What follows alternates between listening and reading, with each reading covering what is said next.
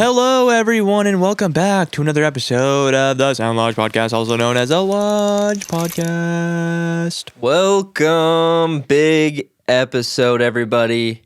We have so much planned for this episode. There's going to be so many crazy things because this is the 25th episode. Yeah, that's pretty crazy. That's 1/4 of 100. Wow. I can say that, and it's a cool number now. And you could actually say that episode 100 is going to be a big one because most likely it'll be a big one. It will be a big one. That'll be in a long time, which is crazy. Yeah, a year. Yeah, we're gonna have Barack Obama on the podcast. Wow. We just decided that. That's crazy. Did he divorce Michelle? No, I think they're still together. I think I was at the grocery store and I saw a tabloid. Really? And I was like, they're divorced. And then part of me was like, dude, that's a tabloid. Yeah. They're not divorced. Yeah. Just like straight up fake information. Yeah, exactly. Yeah, not that I know of, but I don't know. I'm not really keeping up with But hopefully by the time he's on, they are divorced, so that's what we can talk about. Yeah, we can. So how's your divorce going, Barack?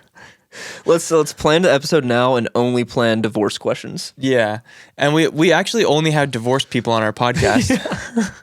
So we can ask them about their divorce. We can still have married people, but they have to be previously divorced. So second marriages and on. Exactly. Or planning to be divorced. Yeah, she thinks they're happily married and then her husband goes on the podcast. Yeah. We expose everybody for being about to divorce their wife. Yeah, so divorce is cool, but yeah. Yeah, divorce is pretty chill. We support divorce here on the Sound Podcast. We're pro-divorce. No, divorce is not chill. I think don't marry somebody unless you're not going to divorce them. Hot take. I think everybody plans on that. Yeah. I think that's everybody's plan. Somebody's like, get married, probably get a divorce eventually. Probably going to divorce her. Whatever. What do they say the average marriage is in the U.S.? Like 5 years or something? Yeah, and I think the divorce rate's like 45%. Yeah, it's pretty high. Unbelievable. Guys, stop doing that. Stop doing guys, that, guys. Stop divorcing. All right, it's not chill. We're the most certified marriage. Yeah, Sound Lodge marriage counselors. Yeah. So, anyways, what's been going up? What's been going up and down with you, dude? I've been down. Yeah, this weather has been killing me. Last episode we had the exact same conversation. Yeah, it's been pretty shitty. It's actually been nonstop raining the past 4 days. Yeah, and honestly, my opinion is like I don't really mind when it kind of storms at night. Mm-hmm. Like a little storm at night is cool. Yeah. Or even during the day, like a nice, like solid storm, I can deal with that because it's kind of peaceful. You can kind of just chill. But when it's just gloomy, like it's not even fucking raining right now. It's in just between. Gross. A huge storm is annoying. Yeah, exactly. So I would prefer if it was a little sun out there. Right now, it just kind of sucks. Very low vibes. But yeah. But we're going to play Minecraft later, so. Yeah, and then the vibes will be fine again. It'll all be okay. It'll make it all worth it. Yeah. So yeah, pretty bad weather. Don't like it very much. Did we talk about on the last episode me getting the amp and the no, we just tape talked machine? Yeah, because that happened after the episode. Okay, yeah. So that's a new development is that I got a tape machine, which is pretty cool. Very cool. That video is going to take a while to come out because the video that's coming out before that is me getting a new amp, and the new amp is pretty sick, nasty. I got it pretty cheaply from a guy because it was like all messed up and everything, and all I had to do was just spray like contact cleaner in it, and it was totally fine. So that's super fun. Sounds really good. I saw another amp on Marketplace. It was somebody was listing a Fender Bassman, and I was talking about that. Yeah, and How much?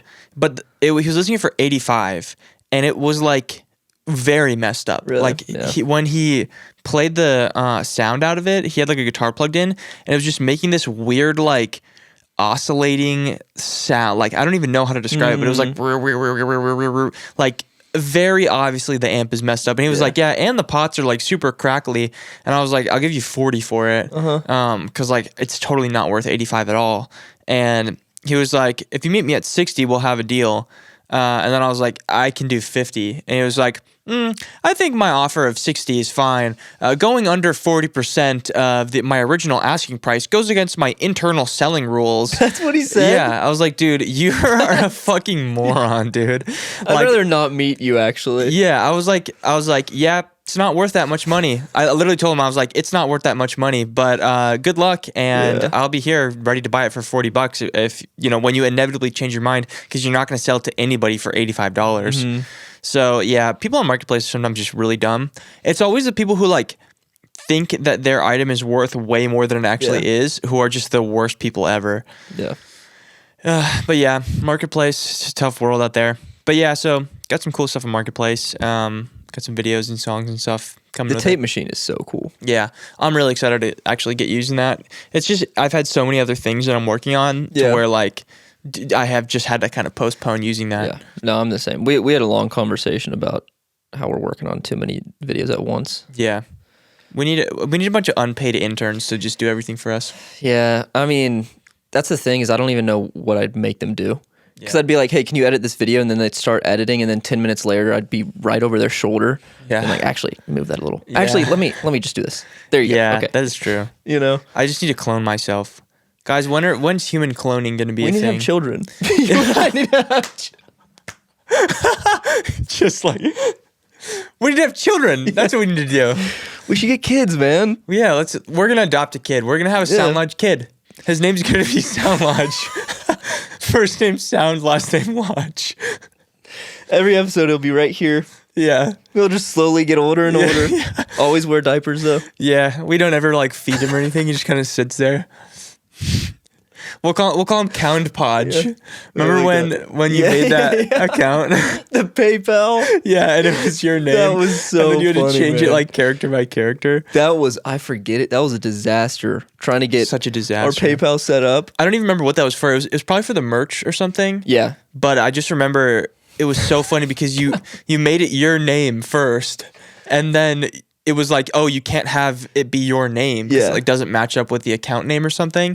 And so we were like, okay, let's change it to Sound Lodge. Mm-hmm. But or maybe this was vice versa. We made the name first name Sound, last name Lodge, and then we couldn't do that because it didn't match up with the account. And so then you were changing it one character at a time, and so it was Count Podge because you were changing it to your name. It was like it needs to be a legal name. Yeah. But you could only change one character at a time. Yeah. Count Podge. So yeah, that is Count Podge. That's her son's name. Yeah. There we go. Count Podge. Coming soon. That's the best way to get more work done is have children. Mm-hmm. It's quite of an investment because they can only really get to work around the age of 10. But true. That's why you got to pull them out of school. Actually, don't even put them in school. Mm-hmm. Put them right behind in Premiere Pro. Yeah. Teach them how to edit. Teach them how to mix and edit as they're young. And study TikToks. Yeah, definitely. Exactly. So yeah, our kid needs to be an iPad baby. Yeah, 100%. For sure. We're going to put TikToks in front of his face by the time he's like maybe 2 months old. Even that's kind of pushing it. That's a little bit late. I think maybe right out of the womb, just start showing him brain rot content. Yeah, like as he's coming out of the womb, just like holding like Subway Surfers Joe Rogan clips in front of his face. Yeah, we need to set the baby monitor to some Mr. Beast videos. Yeah, that's a good idea. Yeah, just constant like Mr. Beast. What's up, guys? Lamborghini in your face, kind of thing. This video didn't do well, so here's me exploding a Lamborghini. Yeah, I'm gonna blow up this car. One guy versus assassin trying to kill me. One man versus 7 other mans who will win.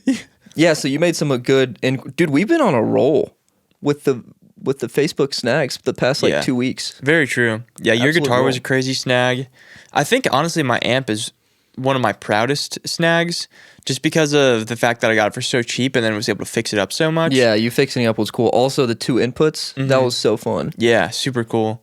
So yeah, that's just a nice amp. I love it. It's massive though. It's huge. It is massive. But now, because this guitar came with an amp, now we both have amps, so yeah, the shows might be coming soon. Yeah, true. Anyways, yeah, so other than the crazy weather and the weather has been crazy because it's been just like super, super stormy too. Yeah, it's not just rainy, it's like flash floods. And it's pretty crazy. Yeah, I've seen some news stuff about like entire roads being completely flooded over, which is pretty nuts. Not chill, man. We got to build those roads better. But yep.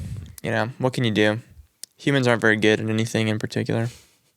Building roads, especially. Other than me with music. Yeah. About the only skill in the entire world is me. Yeah, like probably the best human in the world is like just me doing music stuff. Other than that, nothing Peak crazy. humanity, I'd say me when I'm in Ableton. Yeah, yeah, when I'm sitting in Ableton for 8 hours straight.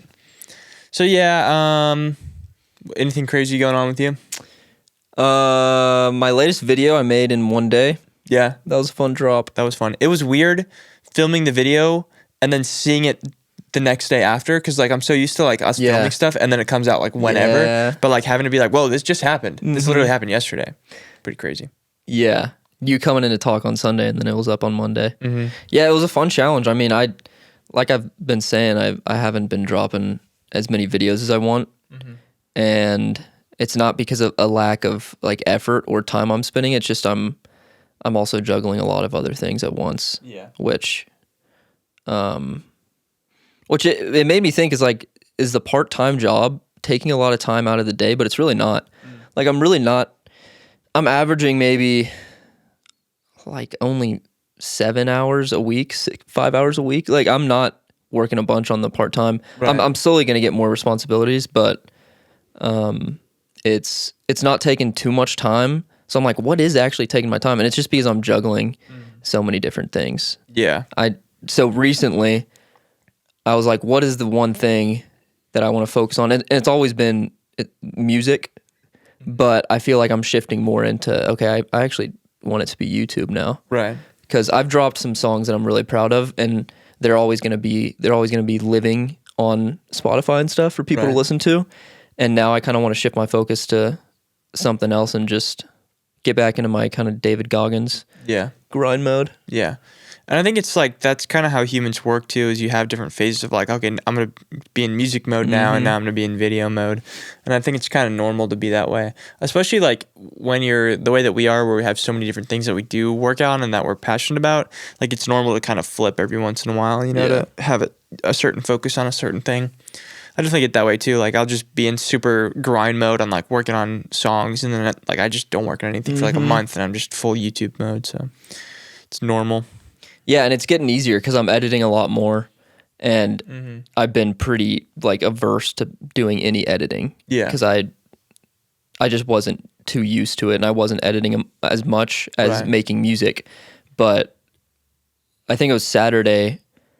I just thought, oh, it'd be a cool video idea if I made a song and the video of me making the song in 24 hours. Right. But then I thought I have so many different videos I'm working on. I'll do that some other time. But I'm ready to get the YouTube channel back up and running. Yeah. So the best time to do a video like that is right now. Yeah. So I just started filming, started writing a random song using this guitar, and I'm happy with how the song turned out, and I'm also happy with how the video turned out. Definitely not my best video. It's definitely a little slow, but I only had like 5 hours to edit it. So yeah. Well, that's the thing too, is like you don't really have to postpone anything because you just do it in a day. Like if at the very worst you're postponing anything else you're doing by like 2 days. Yeah. Which is like nothing in the grand scheme of things. So yeah, it was a sick video. I enjoyed it.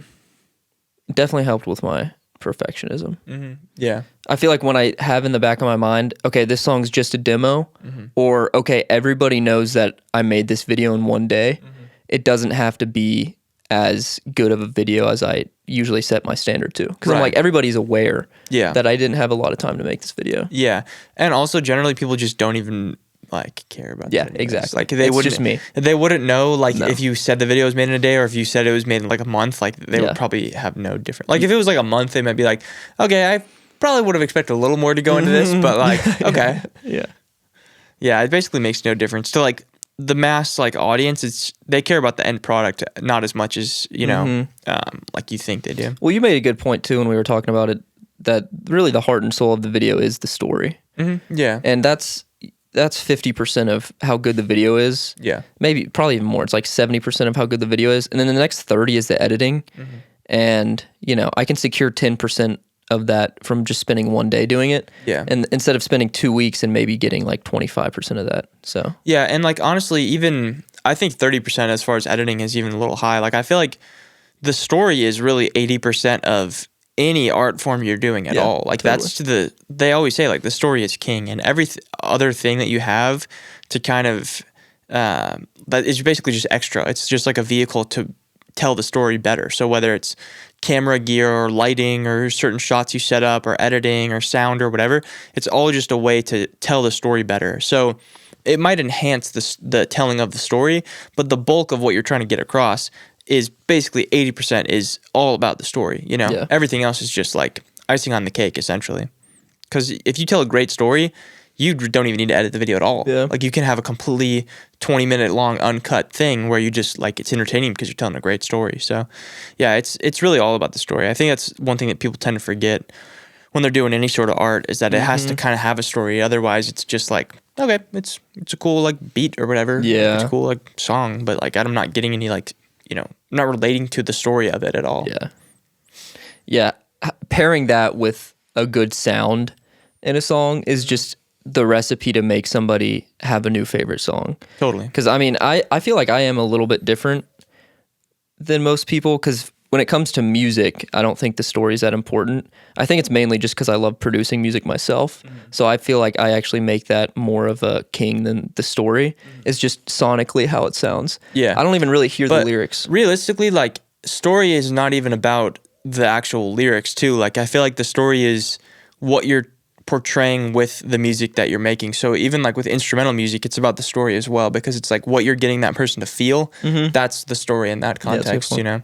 So I think like either way, it kind of all comes back to the story. Even like with the stuff that I make, it's all about like how I'm trying to make the person feel when they actually listen to this thing, like trying to get them to feel the same way that the music that I felt in order to make that music like become a thing that's tangible, you know? Yeah. Did you hear the morning doves outside? Yeah. We got some birds outside. That probably doesn't pick it up on the microphones, but The government spying on us. yeah. Government spy drones. They're gonna detonate. The morning dove's gonna come in here through the window and then explode in the middle of the room, and that's the end of We the got episode. sound launchers. They're doing another podcast. They're on 25. Gotta cut it out. 10-4. So yeah, government surveillance drones. Yeah. So yeah, government surveillance drones and society. And what do y'all think about that? By the way, political and economic state of the world right now. Let's talk about that. Why don't we talk about that? Yeah, dude. Everybody wants to talk about beer and sports, and I just want to talk about society and the socio-economic political side. It's the world. Yeah, all my friends are like, dude, I'm gonna go smoke some beers tonight. I'm like, what the heck, dude? I'm trying to talk about politics and stuff. What the heck, dude? What the freaking heck? I don't want to do that stuff. I want to talk about policy. Get deep with you, man. Yeah. Let's go deep, man. Does your dad love you? Is your dad proud of you? Quit smoking them beers. Is your dad proud of you, man? Yeah, man. Dude, you're trying to escape. You're running from something. This is the most intolerable person ever. I think you're running from something, man. I think you've got some real issues, beneath the surface, man, that you're running from. It's like, all right, fucking therapist. So yeah, guys, how many beers have y'all been smoking? Guys, be honest. Leave it in the comments below. Be honest, guys. This is a safe space. This is a safe space. If you leave a comment down in the comments below that says, in quotations, guys, I'm gonna be honest. I smoked X amount of beers, and then X amount should be how many beers you've smoked in the last week. End quote. And whoever smoked the most wins, and we'll give you a shout out next episode. Yeah. Whoever can smoke the most beers wins. Today's April 30th. It's about to be May. April showers brings May flowers.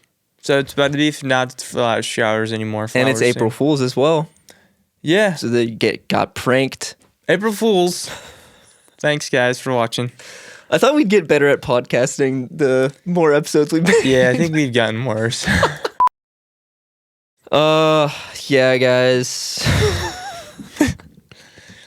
Yeah, guys, we're pro podcasters. April Fools. Yep. So yeah, it's almost May. What music stuff has happened in the last week? I don't know about any music stuff, man. Dude, we need to go on tour because these podcasts would be so much better. Yeah. If we didn't just edit all week. Yeah. If we didn't edit and mix songs all week, we would have a more entertaining podcast. Yeah, let's sign up for a tour. Guys, what's the best website to sign up for tour.com? Yeah, where do I sign up for tours.net? Go on tours.net and put in your name, and then they'll sign you up for a tour. Tours.net. Yeah, we need to do something crazy. Yeah. I mean, I'm not, no more joking anymore. I'm being serious. We need to get out of the box. The box has been enclosing me. Enclosing. My mind's been frozen.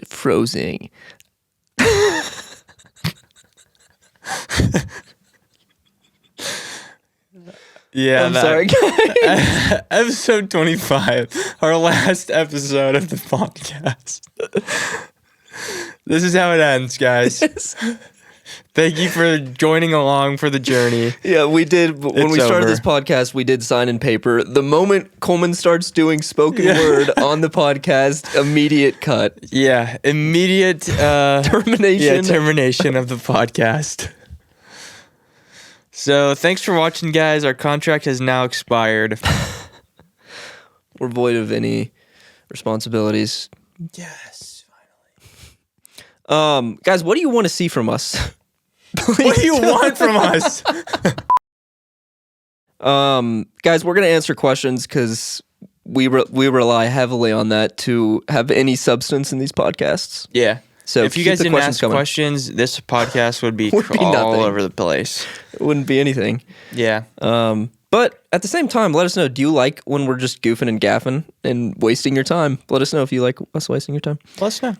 Leave a comment down in the comments below. Mm-hmm. Tell us. Hey, I like when you guys waste my time. Mm-hmm. It's pretty cool.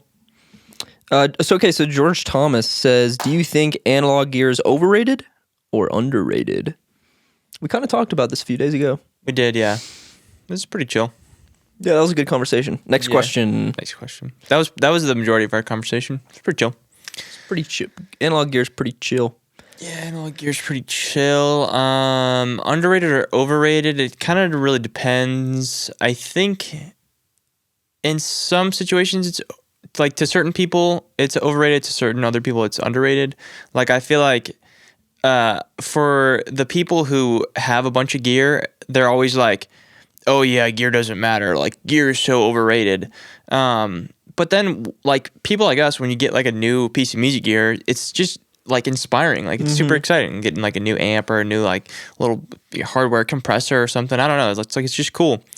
And I feel like anything that inspires you to make some music is generally like a good thing. So I think also another part of it too that we've talked about before is when you have like actual physical music gear, it's a lot harder to recreate that because anybody can get like a plug-in, but not anybody is going to have the exact same guitar that you have running through the exact same signal chain that you have of pedals and then maybe some hardware like outboard gear and through your amp and all this kind of stuff. So like you're able to create a much more unique sound, I feel like, with actual physical gear.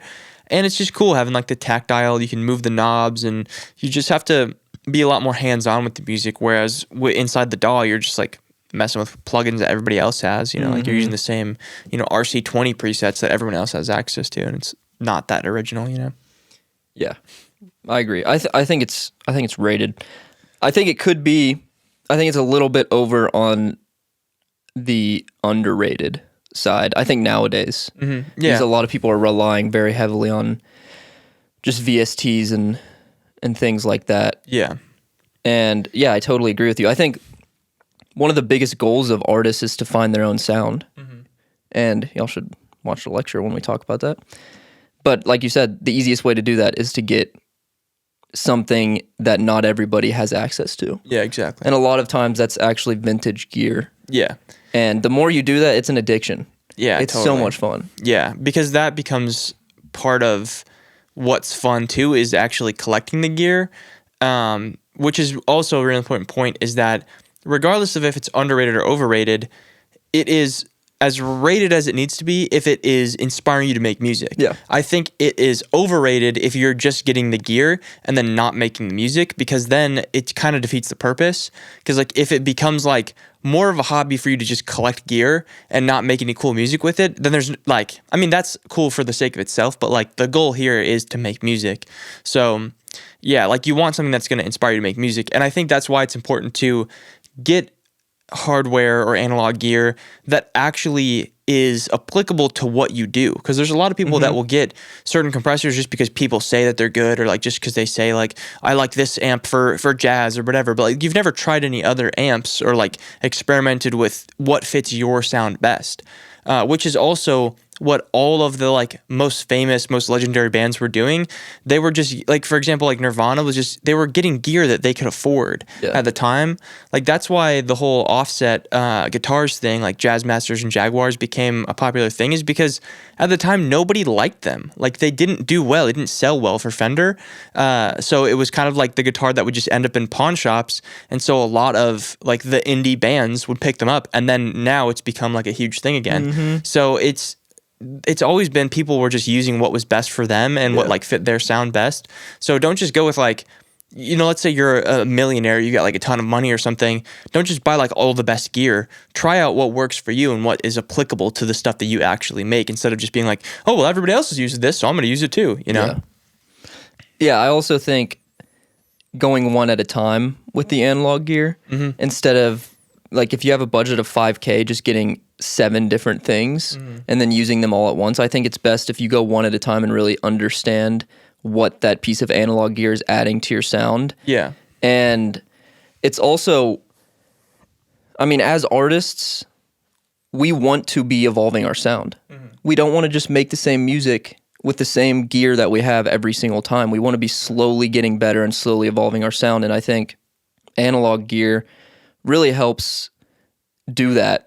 Because over time, like, I mean, 2 episodes ago, we talked about the money we've spent on music, and it was a lot of money, but it was over the course of 5 years. Right. So it was just one piece, then the next, and slowly but surely we've been elevating our sound. And you can do that using the same plugins for 5 years, but that's really not going to help you develop a sound and improve, really. Right. Well, because that's the thing with plugins, it's kind of like you get the same thing really every time, I feel like. Whereas with analog gear, you kind of get something a little bit different every time, you know? Even with, I think analog like synths versus synth plugins is a good example. Because if you're using analog synth, that same patch preset is going to have like different little things with it every single time, with like small little nuanced differences. Whereas like you pull up Serum, that Serum preset is going to be that Serum preset forever. Like it's going to be how it is, which brings up a point of like anything on the computer is always going to be reliable. But reliability is kind of not really what you want if you're going for unique music. You know, like you don't really want your guitar tone to be like exactly the same every time. You want like it to change depending on the certain context and like what you're actually doing. That's why a lot of bands sound different live than they sound, you know, on the record, because it's hard to recreate that exact same sound with all of the like pedals and amps and gear and all the stuff that they're using, you know? That's a really good point too that you just brought up. That's why a lot of times when a pop artist blows up and they didn't really have their hand in the song, and then they go on tour and everybody's like, this person is not good on tour. But when like an indie band that's been making music for 10 years and they've slowly accumulated a large amount of analog gear, and then they go on tour and they bring that exact gear to the show, and it just sounds like them. Because they, like, the guitarist's guitar tone isn't a few plugins. It's actually these 5 guitar pedals that he sequenced, and he's got all these different tones going into this amp that he's had for 5 years. Yeah. I mean, I think McGee is a pretty great example of that. Like, he has very, very specific signal chain that he follows to get his exact sound. And, like, not even signal chain, but also the way that he sets up his guitar and the strings he uses and all that kind of stuff. It's very his thing. And so when you go to McGee's show, you get his thing, you know, like that is his style. And so I think that's a really great way to, exactly like he did, develop his own sound completely, entirely uniquely. And I feel like that's definitely something that you can do too if you mess around with like individual pieces of gear. But like you said, going one step at a time is generally the way that most people are going to do it, because most people don't have like a bajillion dollars to spend. But really getting familiar with each individual piece as you get it, and then as you evolve, maybe like you don't really like the Boss Blues Driver pedal. It doesn't really work good for you and what you do, so you swap it out for like a Super Overdrive or something like that, and then you are like, okay, this one's good, I like this one, and then you get another pedal and you see how those two kind of work together, and then like, okay, this one's cool, so you get another one and like see how those kind of work together and really get familiar with it. The thing that I think of is when I started out on just LMMS, the free DAW that I used, I like got really familiar with how it worked before I switched to FL Studio, because I wanted to like learn the basics and the foundations of what I was doing before I moved on to something else that was going to introduce new factors and everything. So I feel like getting really familiar with whatever piece of gear you have, whether it's like, let's say it's a hardware compressor, get so familiar with how that works and how the parameters function and everything, because if you don't get familiar with them, when you swap it out for something else, you're not really going to even be able to understand the difference if you're not super familiar with like the actual mechanics of the way the thing works. So yeah, and then I mean also the thing is, you can get hardware gear and then sell it if you don't use it, and then get something new. That's the nice thing. Like you can't buy a plugin and then sell back the plugin or like get a refund or whatever if you don't use it. That's the really nice thing about hardware gear in general. Totally. Yeah, and you can use it for 5 years and get a great use out of it, and then sell it, instead of using a plugin for 5 years and then upgrading to another plugin and being like, I mean, I can't sell that. Yeah, exactly. And also, if you keep good care of the things that are in your studio, they'll retain value a lot of time too. Like also not even retain value, but a lot of the stuff will actually gain value.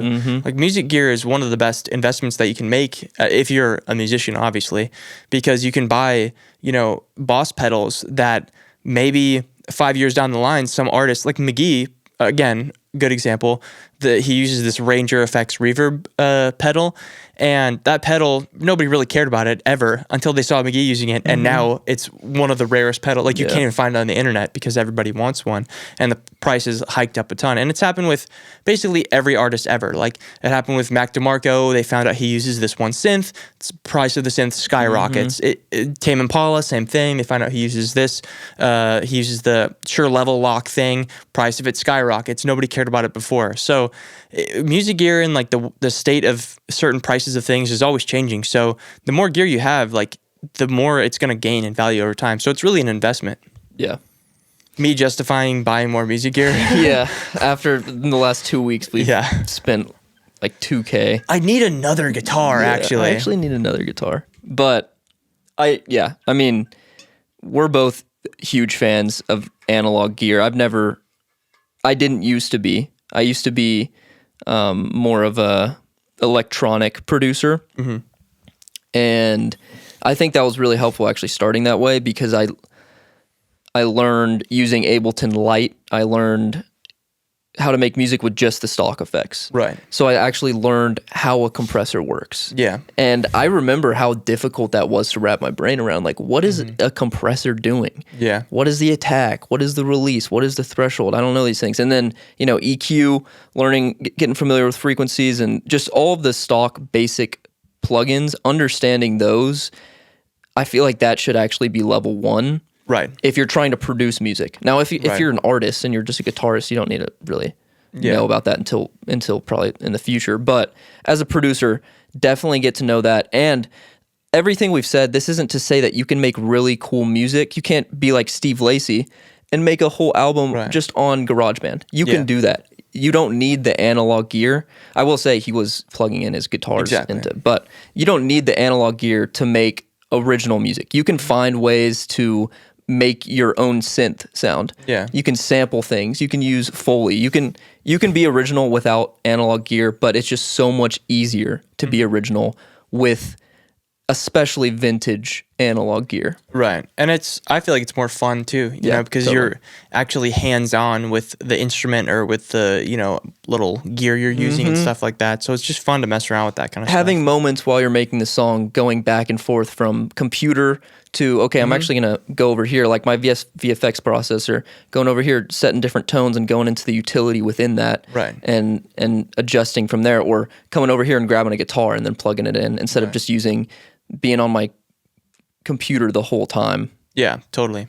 Yeah, it makes making music a lot more fun. And I think that's the goal, is do whatever makes music fun for you, you know? Like if that is just being in the computer the whole time, go ahead and do that. Like it's whatever's fun for you. And understand you need tools to make art. You can't make art without tools. You always need the tools to make art. And thinking of like making gear a villain is just so weird to me, because you think of directors too. I don't want a director to be shooting a movie with an iPhone every single movie. Yeah. At some point, I want him to level up to a different camera or try different lens and get this really cool wide shot. Right. And like movies take a lot. Yeah. Way more gear than songs. Music take a lot of gear. Yeah. Like good movies take a lot of gear to make. And I think a lot of times the gear is what makes the movie have that look. Yeah. I mean, it always comes down to story first, because the story's the most important thing in the movie. Right. But the look of the movie is very important to me. Yeah. And that comes down to how it was shot. Yeah. But I think also I see both sides of it, because definitely the big point that I for sure agree with is that it all comes down to the person holding the camera in this case, you know? It's like if that person doesn't have an eye for photography and cinematography and framing and that kind of thing, you could have the nicest, you know, Red Dragon 8K camera and it's gonna look like shit because they don't really know what they're doing. But at the same time, people also are like, well, you can just use your iPhone and make a great movie and it'll be fine too. How good do you have to be in order to use your iPhone camera and make like a stunning looking movie? Is most people will never get there. So like if you have pretty average skill set at whatever you're doing, having a little bit nicer gear is definitely gonna help you like catch up to some of that slack. I also think I just hate the way an iPhone looks. Yeah. I actually think you should downgrade, because your iPhone's what, $1,000? I think you should downgrade and pay $400 for a budget camera, and it'll look better than an iPhone. I'd rather watch fucking camcorder footage than watch like an iPhone video. It just, the look of it is just so bad. It's always so bad. Even I was watching, there was a little compilation video that Huberman posted, and it was just like him walking around New York, like just doing stuff. I don't know what the point was, but like he was just walking around New York, and it was shot on iPhone, obviously, because it's like, how else would you shoot it? And it just had that like shaky, you know, when sometimes like the camera will just like shake when you're like walking and you're holding it'll an like iPhone. zoom in and out. Yeah, and it's so ugly. Like, I don't know, I just can't even stand to look at it. Maybe I'm like a snob about camera stuff, but like that, it just looks so bad. Yeah. No, you and I have always shared a hatred for iPhone shots, especially when most of the video is an iPhone, and then somebody. I succumb to that. I've had to just pull out my phone and be like, I need this shot right now. Yeah. But then throughout the video, it's all actual camera, and then you see an iPhone. And it's whoa. Yeah, it's very jarring. You have like super nice like 4K camera. You can see like all the pores in your face and everything, and then you like just throw the iPhone footage in there. It's like, what the hell, dude? Yeah, and it's not even that the iPhone is worse quality. It's much better quality than a camcorder. Right. But like you said, I'd rather have a camcorder. And it just has like a certain look to it. Yeah, it just has a certain look. You also know when like it's an iPhone camera versus like an Android camera too. Like I look at like somebody who has like a Samsung camera and it has a different kind of look, different vibe to it. Like, you know it's a phone camera, but it just doesn't look the same. It all looks bad to me. I will say, the like shot on iPhone commercials, they do a great job. Yeah.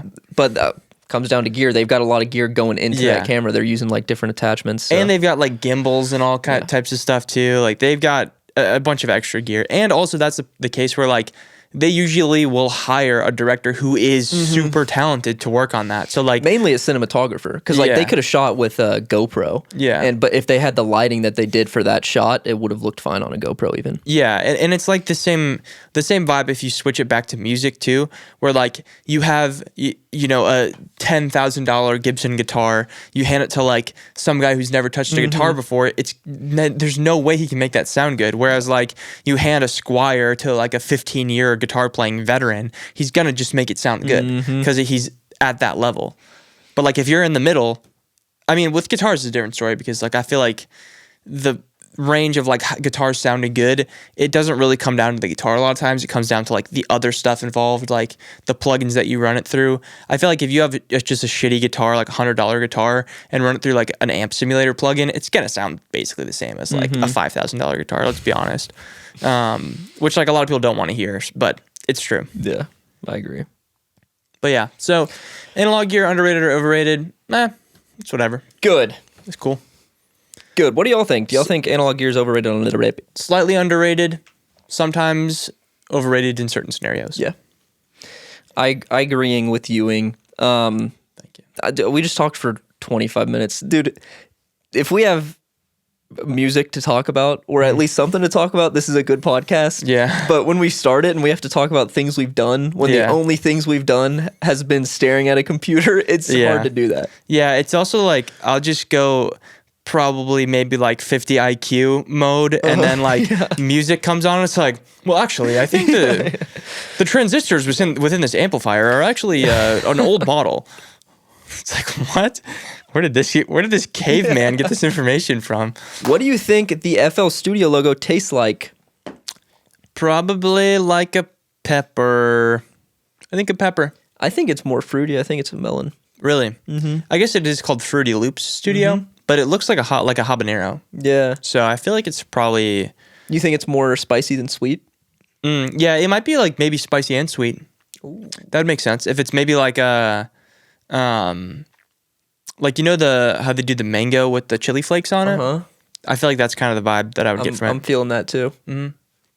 That's what it tastes like. Guys, let us know down in the comments. Also, what do you think Ableton tastes like? Yeah, I was gonna say, what do you think the Ableton logo tastes like?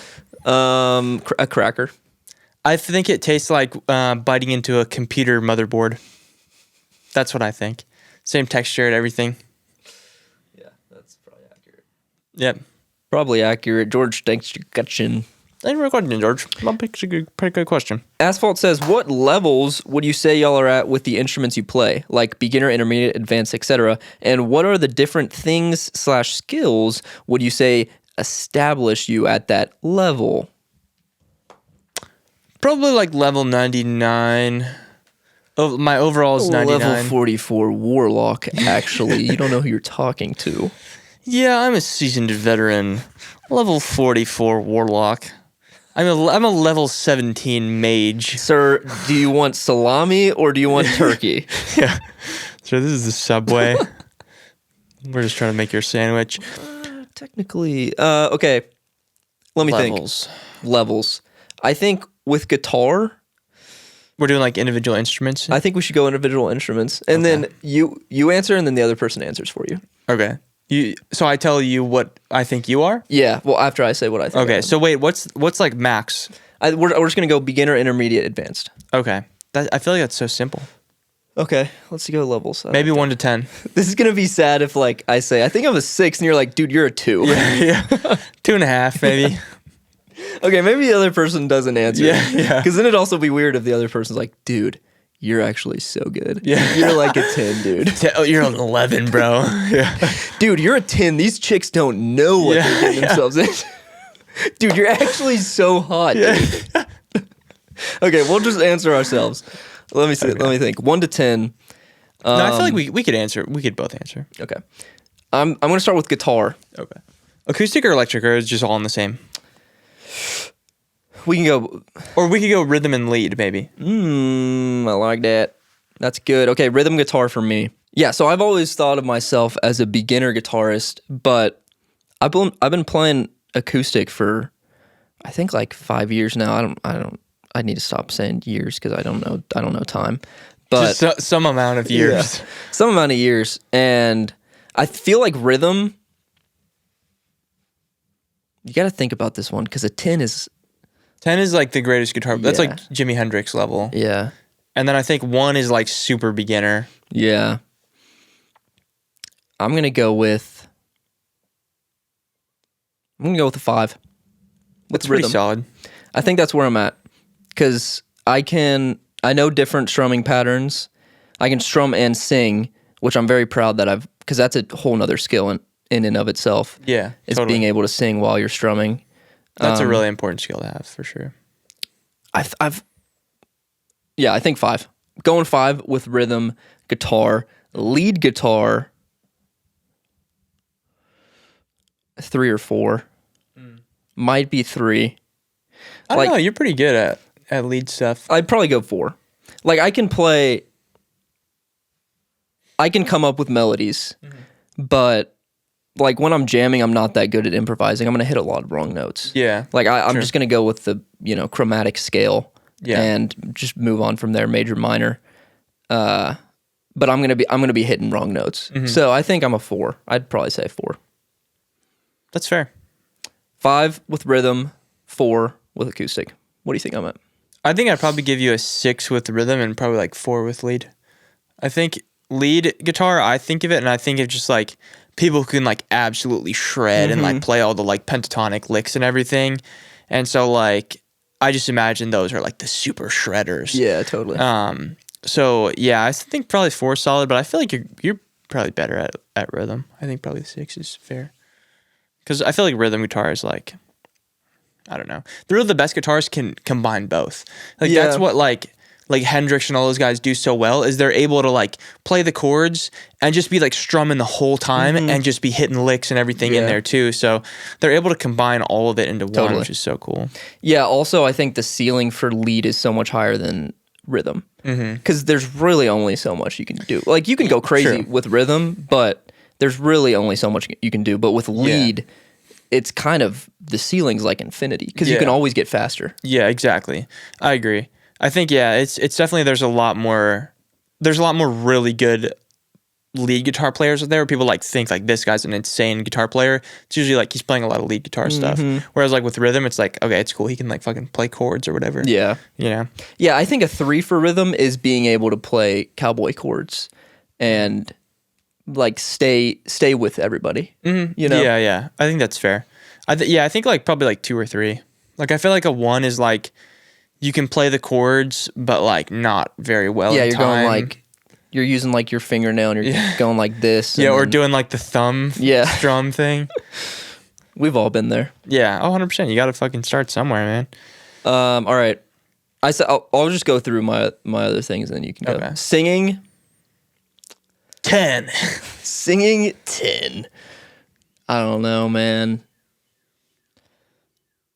I honestly don't want to answer this because I don't even want to hear you say a number. I think you're pretty conservative with your I just don't with your estimate. Singing is so personal. Yeah, it so is it's very just hard to personal. talk about. And also the thing is, it's like so much of it is like personal preference too. Yeah, like a lot of people don't like the way I sing. Like I sing kind of in a higher pitch and it's very airy, and that's kind of just always the way that it's not. I feel like when I started producing, I'd started singing like that, and for some reason it just stuck. There's a Phoebe Bridgers line that says, "Why do you sing with a British accent? I guess it's too late to change it or something." And I kind of relate to that. It's like, why did I start singing like this? But it's too late to start singing with more of my throat and things. So yeah, I would say, or my chest rather, singing I'd go 6. I guess that's fair. I think 5. like when I think of also in this situation factoring like singing like skill, I think of like 10 is like Mariah Carey, like insane like whistle notes, falsetto, and everything. Whitney Houston 10. Now that I think about it, I think I'm a 4. Because like I don't. That's crazy. I would say 7, dude. I would say 7 for sure. That's insane.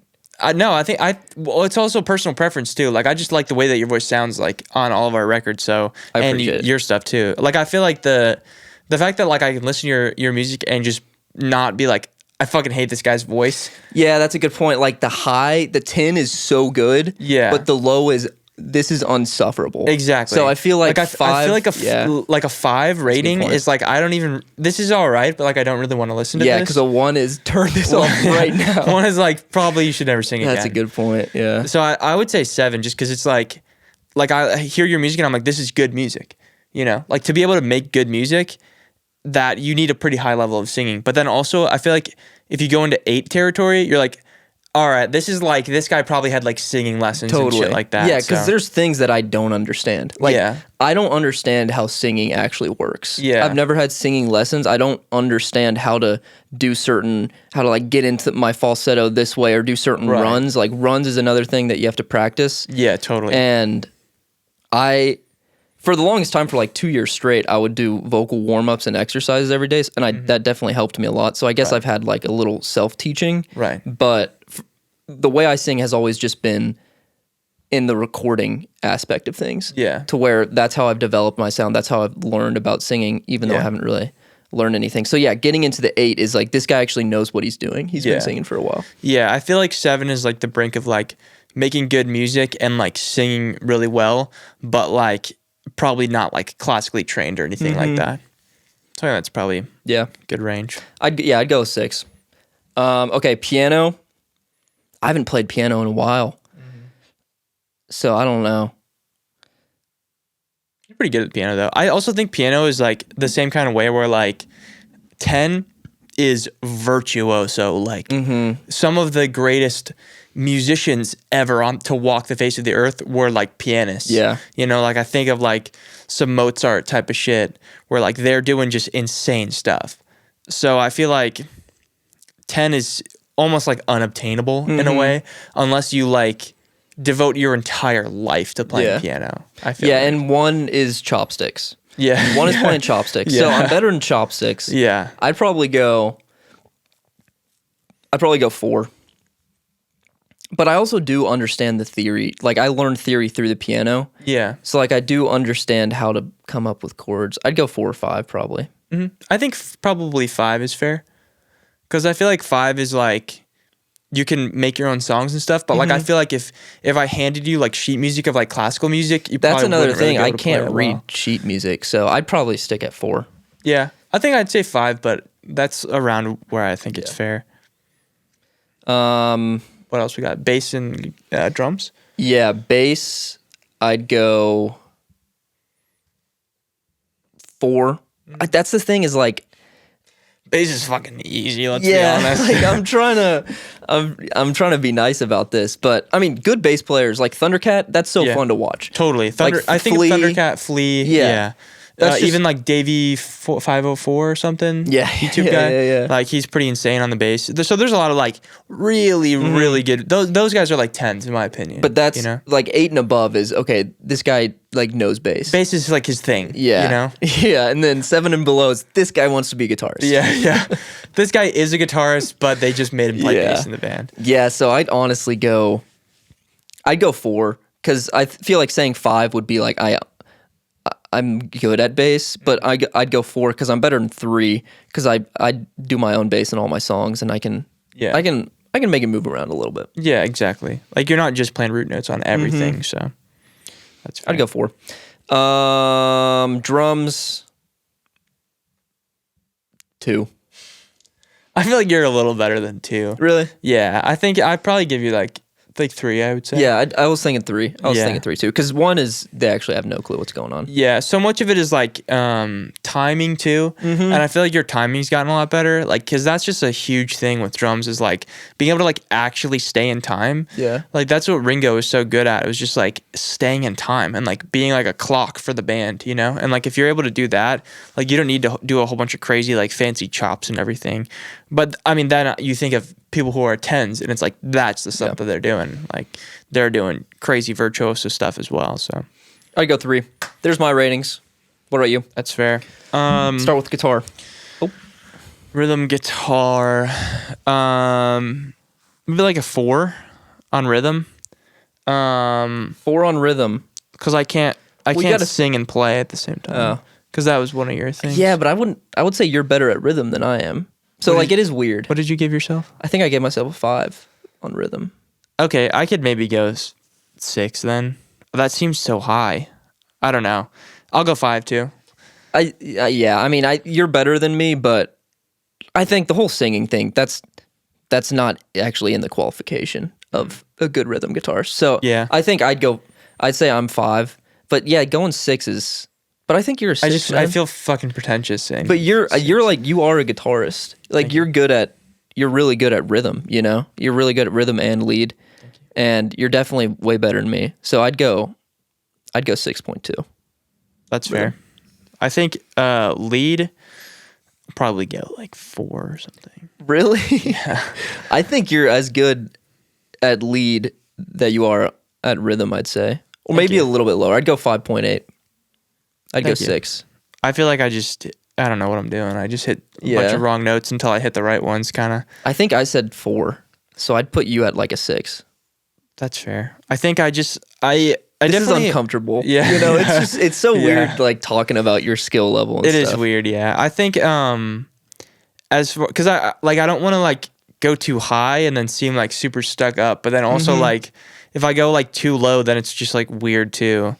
But I feel like I'm trying to get like a good middle ground where I'm like being realistic about how good I actually am. It'd be so much easier if we actually heard different. Yeah. If we knew all the numbers. Yeah, if we had a video beforehand where it's like, this is a 0, this is a 10, this is a 5. Or it's like Jacob Collier teaches piano to 5-year-old, 10-year-old, 15-year-old. Those videos are cool. Yeah, true. Those videos are cool.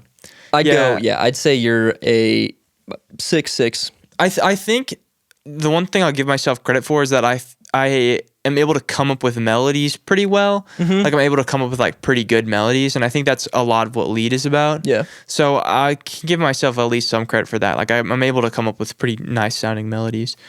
What was the next one? Vocals?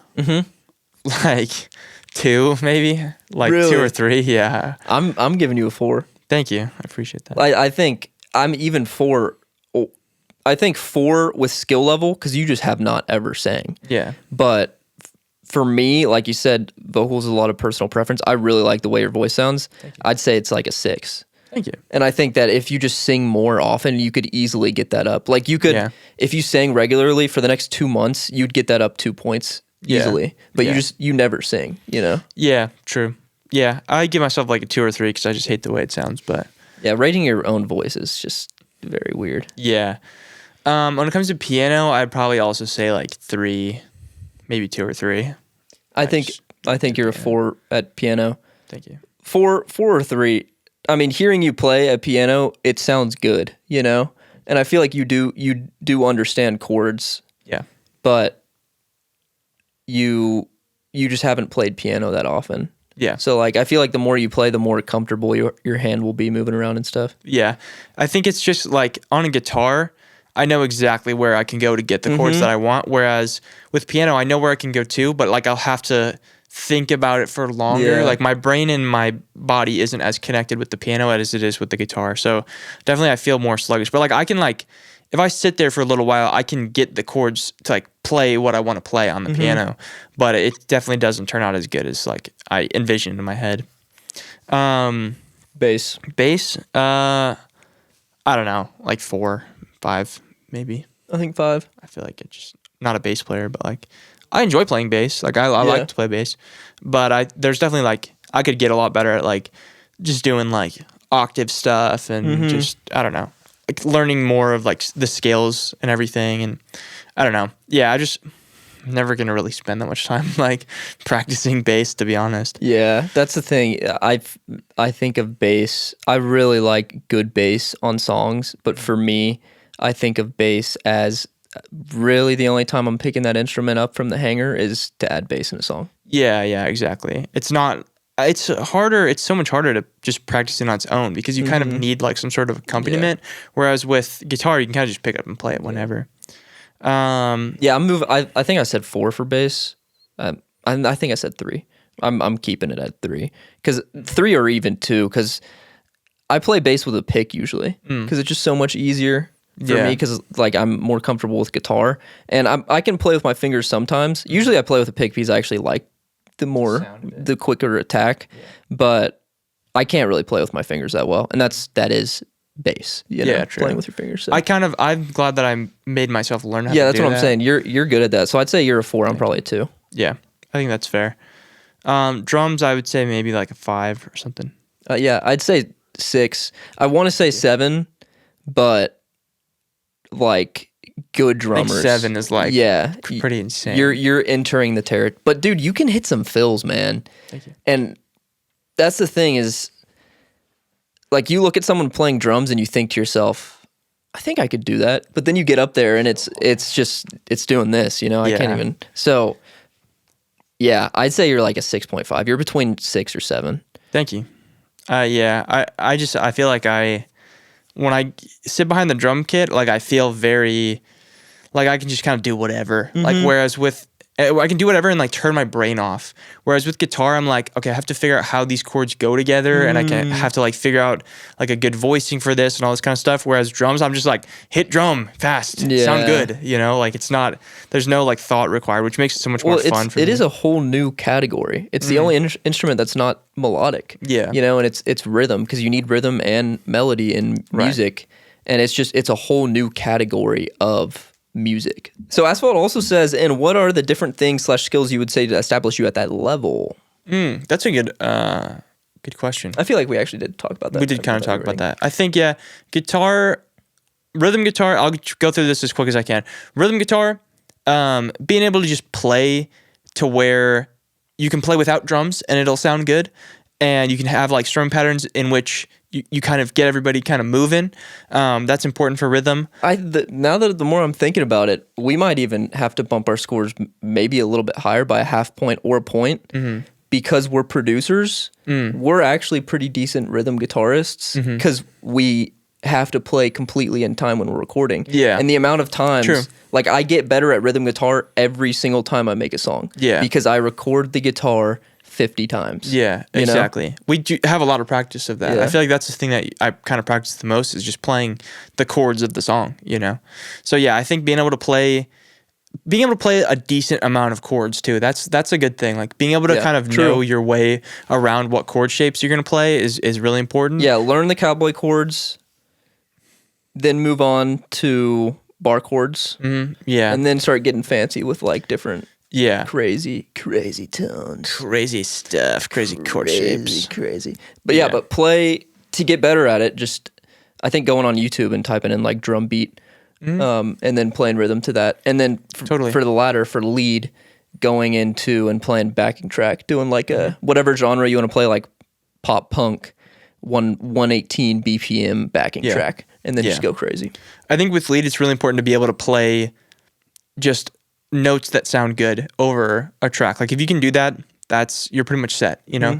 Like people think you need to play like all of the notes that are in the chord and like you can't deviate outside of that. Like you can play whatever, but as long as it sounds good, and as long as it fits with the music, that's an important thing. Yeah, and the best thing about really good lead guitarists is they'll hit a wrong note here and there.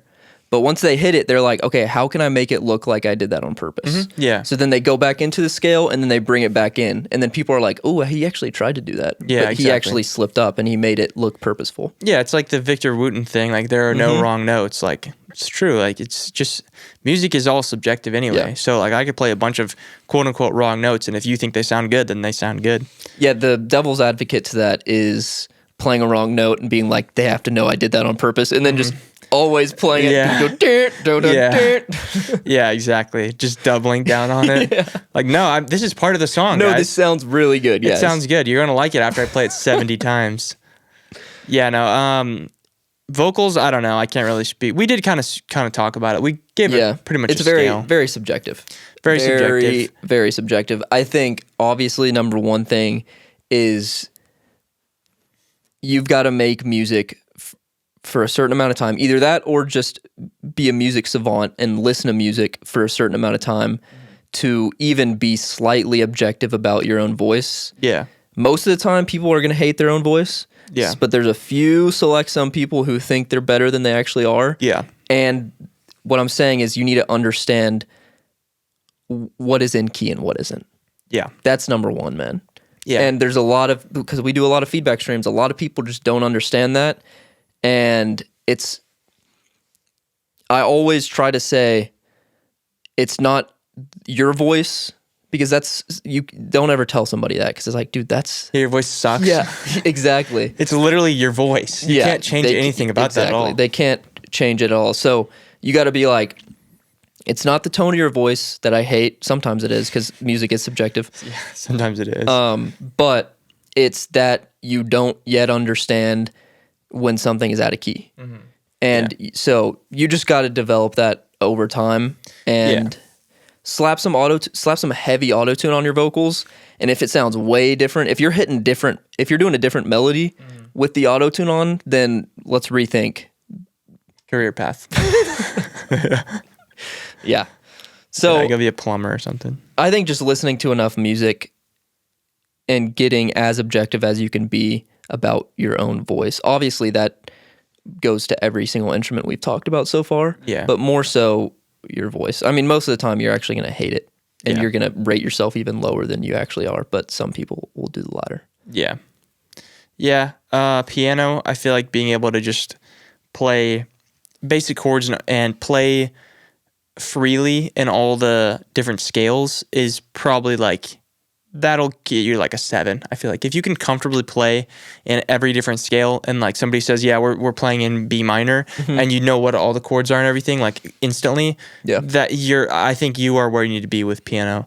Then what do we have? Bass. I mean, I feel like 1 is like playing root notes of the chords, and then like 5 is like being able to like, honestly, with all these things, being able to complement the song. That's like the most important like stepping stone of anything that you're doing. It's like, it doesn't matter how good you are, because you can get to that level of 10, like absolute virtuoso playing, and kind of nobody wants to hear that on the song. Like they want to hear you complement the actual song, complement the other players. And like you can for sure, depending on the type of music, have your moment to shine and like bust out some crazy solos and show your like chops off and everything like that. But for the most part, play to the song. Yeah. And so if you can get to the level where you can play to the song and add something good to the song and not overdo it, that's really the main like stepping stone. And I think it's the exact same thing with drums as well. Like first of all, play in time. Make sure you can play to a metronome, play to a band, and you stay in time. That's kind of beginner stage. But like the next stage after that is be able to just keep time. You don't have to do anything fancy. You don't have to do crazy fills or anything like that. Just keep time. Make sure that you just complement the song. Even if you've got crazy chops and everything like that, it's simple little stuff. Like just simple little going to the ride cymbal when it's chorus, and like going back to the hi-hats when it's verse and things like that. Small little nuances, and like knowing how to use your kit to actually complement the parts of the song and complement the other people that are playing on the song. That's the most important thing, and it goes with everything as well. It's like, if you're playing piano, you're not just playing those chords the same velocity and the same way every time. Like it goes to the verse and you play them a little softer. It goes to the chorus and you're playing those chords harder, and like you're able to add things in there that are making the song better. That's why you play an instrument, is to add something to the song that you're creating. So that's really the main thing with any of this stuff. If you're able to do that, you're good. You're good to go. Good on you. Look at you go. Look at you go, you little slodger. Little slodger. Look at you go. You little rascal. You little rascal. Asphalt, that was a great question. That was a good question. Hopefully we answered it to your best knowledge. And Radi says, what is the best way to get your music seen by other people? Well, you have to have a video first if you want them to see it, because music is an auditory medium. So it's going to be really difficult for them to see it. You could also convert it into a visual waveform. Or you could market your music to strictly synesthesia patients. Yes, that helps too. I think too many people are trying their hardest to get their music heard and not focusing enough on building fans. Yeah. And now my Instagram is just full with the worst music known to man. I love it though. Yeah. I'm eating it up. Yeah. I'm eating it up. That's why they keep showing it to you. Yeah, so my Instagram is just full with the worst music known to man, because people are just they're trying so hard to like get their music heard. When I think the better approach is to develop an actual fan base who is going to stick around, because one stream doesn't mean nothing. A song with 20K plays doesn't mean anything unless the next song you drop has at least 5,000. You have a steady group of people who are like, I actually really like what this artist stands for. I like the story behind the artist. I like the way they make their music, instead of just, oh, that's a pretty cool catchy hook. And you've been shoving it down my throat every single day, so I might as well go check it out. I think it's a perfect example of quality over quantity. When it comes to marketing your music, don't focus so much on like getting as many people as possible. Focus on getting people to really be invested in what you're doing. Because if you think about it this way, would you rather have, 5,000 plays on your song and make no money from it, or have 50 plays on your song and have like just 2 people buy your CD? You're making $30 off of that. Whereas the other version, you have, it looks cool. You have 5,000 plays or whatever, or even like 50,000, like 100,000 maybe. You're not really making that much money at all off of that. So it's much more important to have people who are actually going to support you rather than just a bunch of random people who don't really care about what you do and like know who you are at all, So focus on building a core fan base, because if you build that strong core fan base, it's going to be a lot more stable and a lot more, sustainable over time as well. Because if you build up a fan base of fans who don't really care about you, the second that you do something that anybody disagrees with, like it happens all the time, like people just getting canceled for whatever, they don't have a strong fan base, so their entire empire just collapses. So build it up from the ground up with people who are really supporting you rather than just like a bunch of random people. Yep. The way to do that is trying to be as authentic as you can be on whatever platform you're making content on. Definitely, the obvious answer, use social media. Like, as much as we hate it, we kind of all have to use it. I'm not the best about this because I don't know how to use TikTok or Instagram. I'm so bad at that. I'm actually the guy who's just shoving it down people's throats, but I'm making YouTube videos, and I'm building a fan base over there. That's why I don't really take the other stuff seriously. But I think if you're first getting started, you want to get your music heard, I would also be as objective as you can be and think to yourself, if I heard this and I didn't know this person, would I add it to a playlist? And if that's not the case, dude, you're making music that is your exact taste. So that just means that your skill actually isn't as high as it needs to be. So get to a point where you're actually confident. Like, I could see the song being in a playlist that I usually listen to. Once you get to that point, then start marketing your music. Because if you spend half your time marketing the songs that aren't good, then you're wasting half of your time to actually get better at the music. It's a total waste of time, because your song has to be up to a certain level of quality for people to actually even listen to it in the first place. And so if you're spending all your time trying to get people to hear this thing that's not even actually good, you're trying to get somebody to hear something that they don't want to hear. Like, there's no point in doing that. So, promote the stuff that actually deserves to be promoted. And I think above all else, just work on getting better at the music. That's number one. That's the number one thing. Like, if you work on that, then you can worry about promotion afterwards. Like, once you actually have a really good skill level in making music. But it's like, hey man, you don't need to be a viral artist right now. You're so young. You probably don't want to be. Yeah, you probably don't want to be. You don't want to get to that point where you just feel like an imposter because you realize, oh, my music actually sucks. Exactly. Or I have to go on tour and I don't know how to play a single instrument. Right. The better you get, the more you realize that the music that you made before wasn't actually good. As your skill level increases, you realize, oh wow, like there's people who are way better than I am, and my music that I was making before that I thought was the best music ever is actually horrible.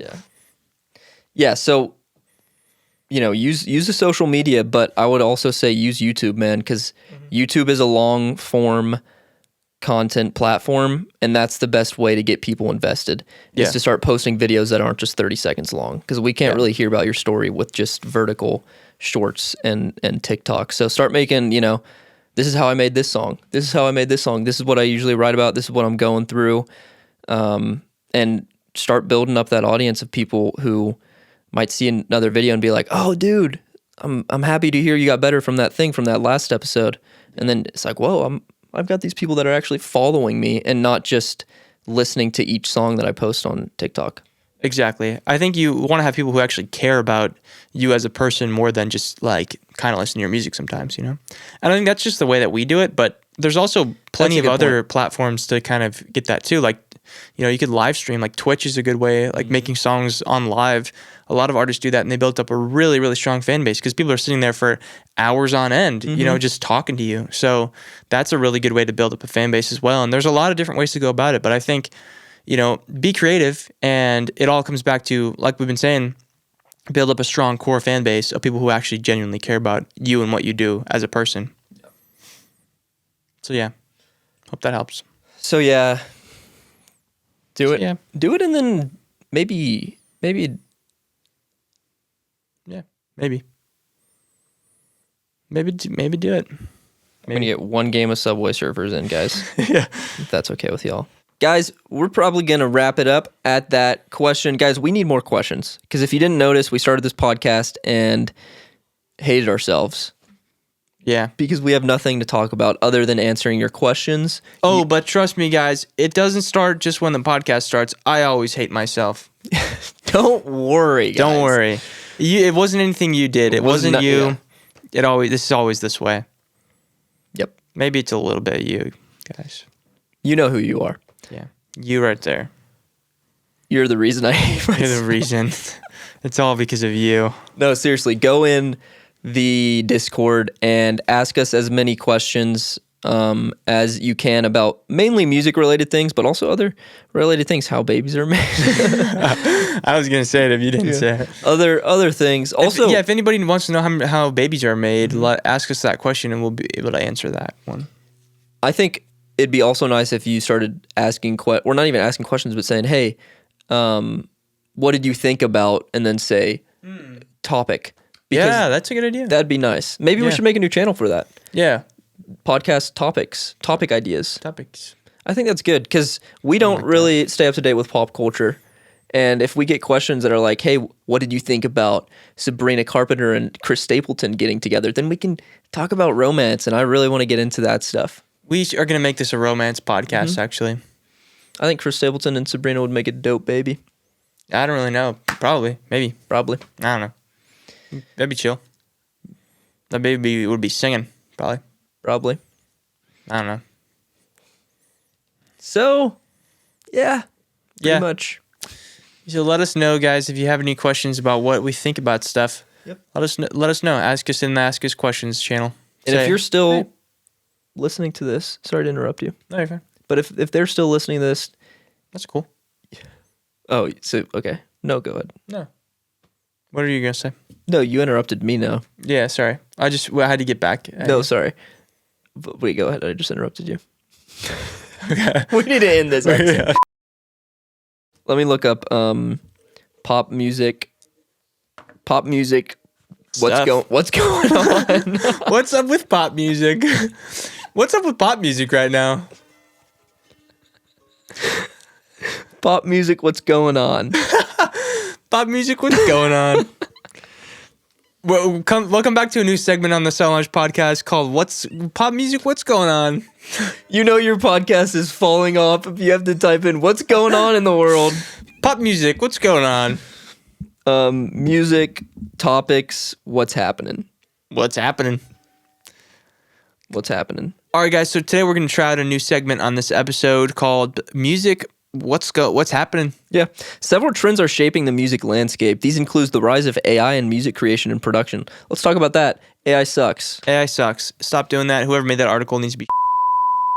Stop making AI music, man. Yeah.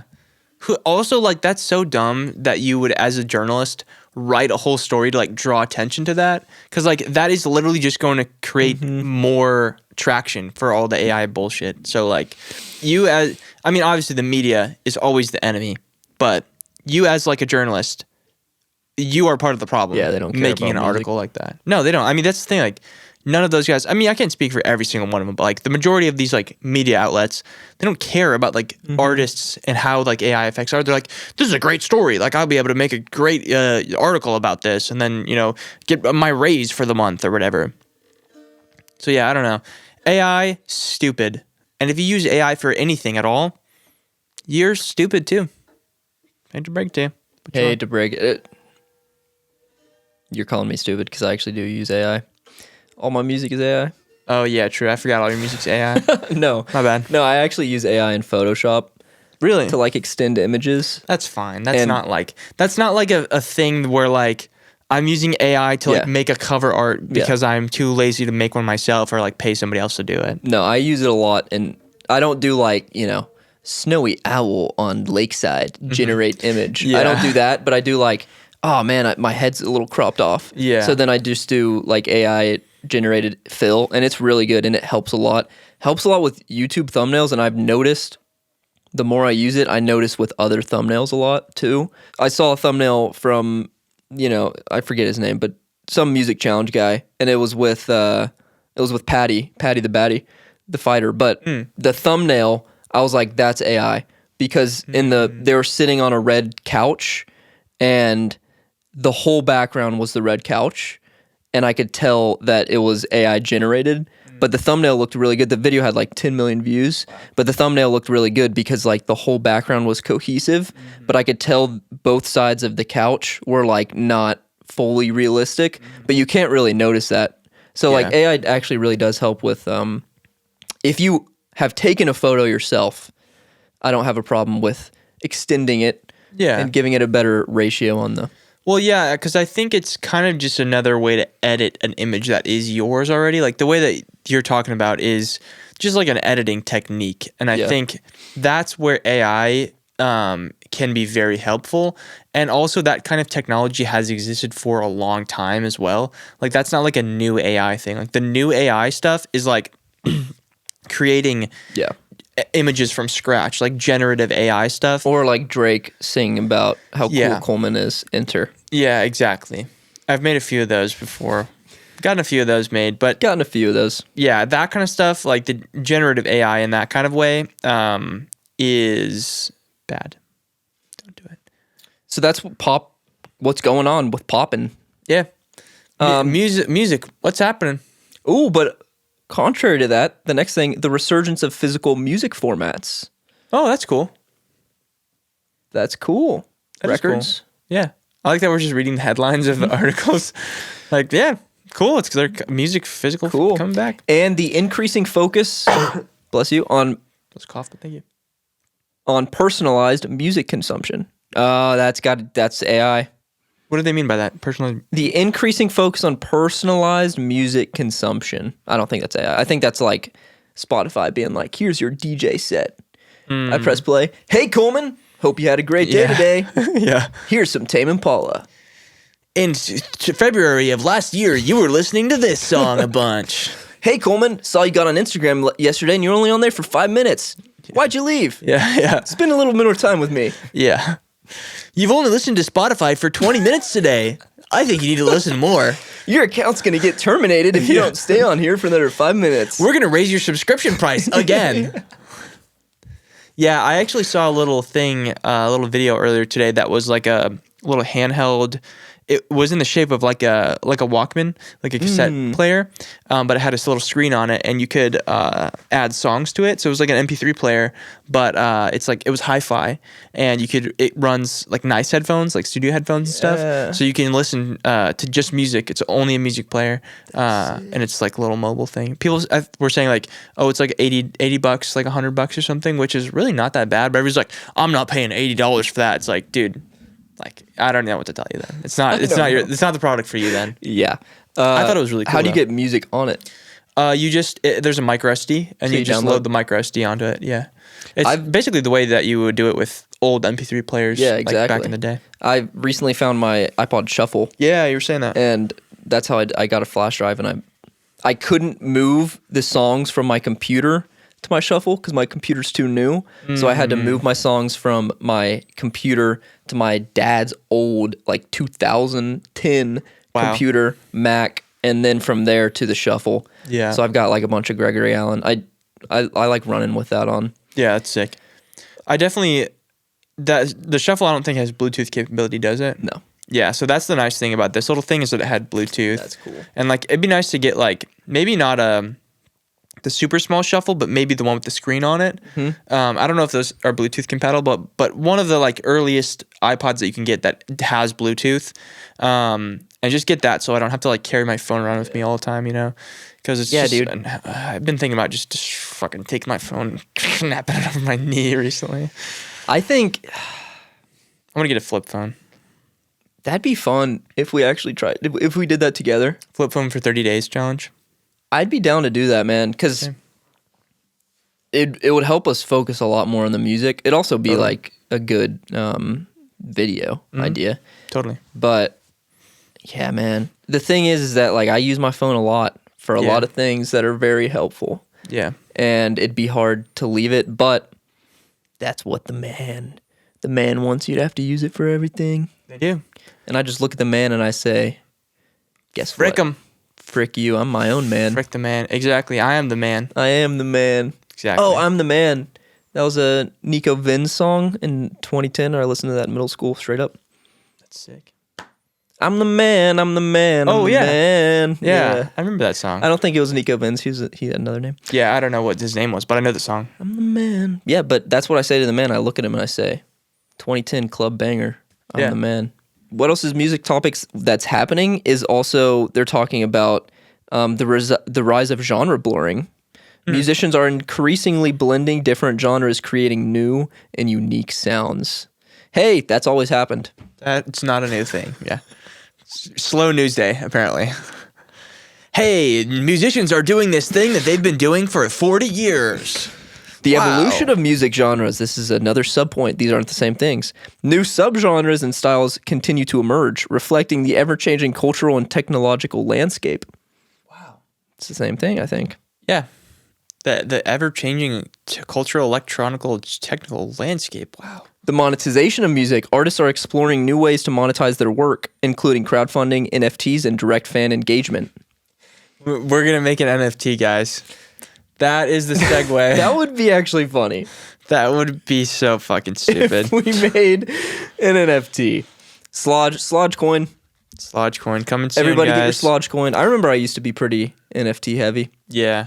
I used to be like, do I need to make a Zol coin? Yeah, I think we talked about that in another episode, but I remember the Busy Works Beats video. He dropped and he's like, this is the new wave for music producers. Like, you have to hop on NFTs. And then it was like, maybe a week went by and no one was talking about it anymore. So goofy. Yeah, I think on that matter, though, like the crowdfunding thing, not as far as like making a GoFundMe for like, I'm going to make an album, so give me money. But like doing kind of like a selling CDs or selling like cassettes or whatever. To me, that seems like a really cool thing because your audience can actually get something like physical from your of your music, you know, and you're able to get something monetary from it. Whereas, you know, they stream your album and you're not getting really anything from that. Yeah. Like, it's cool, you get some plays and stuff, but like nothing like that actually supports you. Basically, what that meant was artists are desperately trying to make a living off of things they create because streaming does nothing. Spotify is actively fucking them over, so they need to find any way to make money. Yeah. Oh, Selena Gomez and Benny Blanco are dating.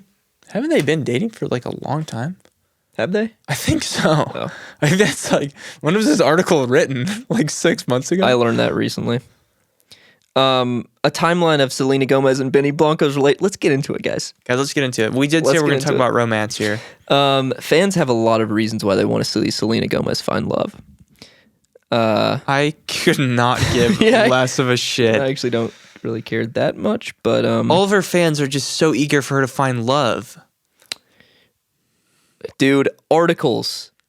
I love how you try to click on it and learn something, and they just shove ads everywhere and never get to the point. Shout out to Billboard. This is a Billboard news article.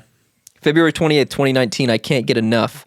Years before they became an item, Gomez and Blanco collaborated. What are we doing? I'm sorry, guys. I'm so sorry. They were really invested in that story. I'm sorry. They're dating, I think. Guys, news articles and stuff, music news in the music world. It's really exciting stuff going on right now. I feel like there's really fucking not anything exciting going on with music. It's pretty shit, actually. Everything sucks. Yeah. I remember when McGee started popping off, that was like huge culture moment for indie artists mainly. Totally. Yeah, so I mainly feel like there's nothing like indie going on because I was like, ooh, this is what's going on here. Yeah. I've got a little bit of excitement. He had a lot of buzz for sure because he kind of entered into the guitar world too, and I feel like the guitar world is so much bigger than just like indie artists because there's a lot of guitar players who are just really interested in his like tones and everything, just good point. as straight up just guitar players, and he's incredibly talented. So, And we're gonna have him on episode 100. yep. That'd be cool. Far Caspian dropped a new song last night. Good song. It is a good song. I like it a lot. He his girlfriend's singing on it. Oh, I didn't know that. She did background vocals. That's cool, She's man. in the music video too. Yeah, he dropped an album July 25th or something, Sick. and going on tour. He's coming not here, but he's coming to the United States. The closest shows are Denver and Chicago. He's coming here. One show. To our house. OKC. Yep, he's gonna play the show at our house. Man, I wish I could make this time valuable to you. I wish I had something to offer. I have nothing for you guys. So what we'll do the next best thing and we'll leave. Yeah, That's the next best thing. we'll do you a favor and we'll leave. Guys, episode 2 is gonna drop. What am I saying?